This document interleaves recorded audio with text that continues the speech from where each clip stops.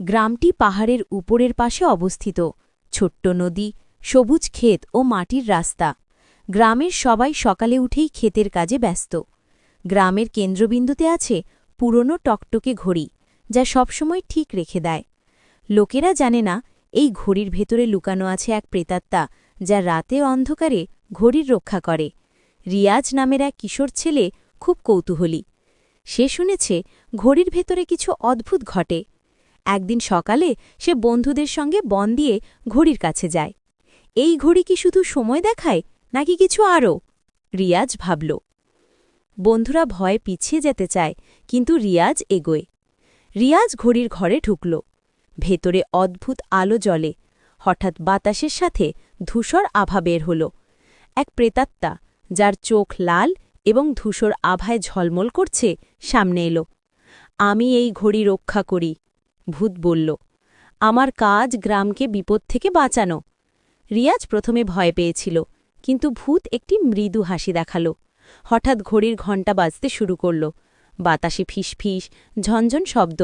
ভূত ব্যাখ্যা করল, রাতের সময় যদি কেউ খারাপ কাজ করার চেষ্টা করে, আমি তাদের থামাই। রিয়াজ ভূতের সঙ্গে এক রাত ধরে ঘড়ির আশেপাশে থাকে।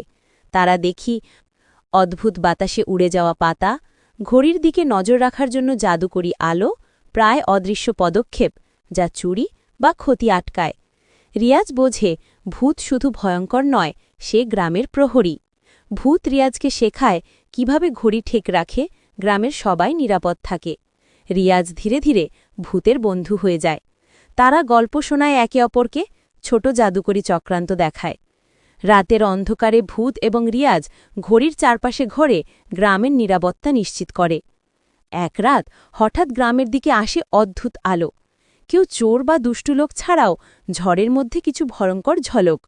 ভূত এবং রিয়াজ একসাথে চেষ্টা করে ঘড়ির জাদু ব্যবহার করে গ্রামকে রক্ষা করে। বাতাসে ঝলমল আলো, পাতার ছিটে ফোটা, ভূতের হালকা শব্দ, যা দুষ্টুদের ভয় দেখায়।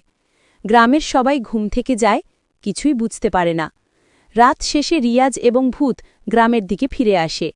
গ্রামের সবাই স্বাভাবিক জীবনে ব্যস্ত। রিয়াজ বুঝল, কখনো কখনো ভয়ঙ্কর কিছু হলেও তার ভেতরে ভালো উদ্দেশ্য থাকে। গ্রামটি এখন আরও শান্ত। সবাই জানে না, তবে রিয়াজ এবং ভূত গ্রামের প্রহরী। রিয়াজ প্রতিদিন ঘড়ির কাছে যায়। ভূত তার সঙ্গে গল্প করে, নতুন গল্প শেখায় এবং গ্রামের জন্য জাদুকরি শক্তি প্রস্তুত রাখে। রাতের আকাশে চাঁদ ওঠে, ঘড়ি ঠিক সময়ে বাজছে। ভূত এবং রিয়াজ ঘুমোয়। পাতার নড়াচড়া, হালকা বাতাস, সবকিছু শান্ত। গ্রাম আবার নিরাপদ।